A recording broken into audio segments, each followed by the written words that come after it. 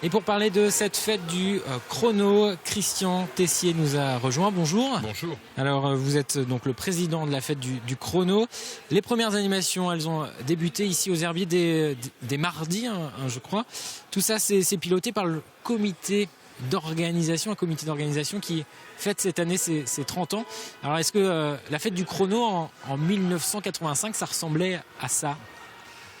Oui, alors nous avions déjà 3 ans d'existence, puisque 82, création d'une course cycliste qui s'appelait à l'époque le Chrono des Espoirs, et de fait, j'ai constaté par l'engouement quasi immédiat qu'il fallait se renforcer, qu'il fallait structurer surtout, et donc d'où création de ce comité 3 ans plus tard, comité d'organisation du Chrono des Espoirs à l'époque, puisqu'il n'y avait qu'une course. Maintenant il y a plein d'autres choses autour, mais qui est devenu aujourd'hui le comité d'organisation de la fête du chrono. Et donc il y a toute une série d'animations pendant la semaine. Est-ce que c'est compliqué à organiser ? Est-ce que c'est plus compliqué à organiser aujourd'hui qu'avant en termes d'organisation, de budget aussi ? Écoutez, je pense que rien n'est jamais simple à organiser, quelle que soit la période et l'époque. Simplement, effectivement, les choses se sont développées. On partait sur un budget, on peut parler chiffres, de 30 000 francs. On parlait en francs à l'époque.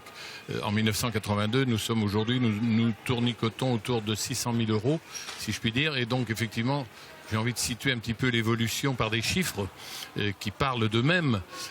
Plus compliqué, non, parce que y a l'engouement dont je vous parlais au départ s'est multiplié lui aussi.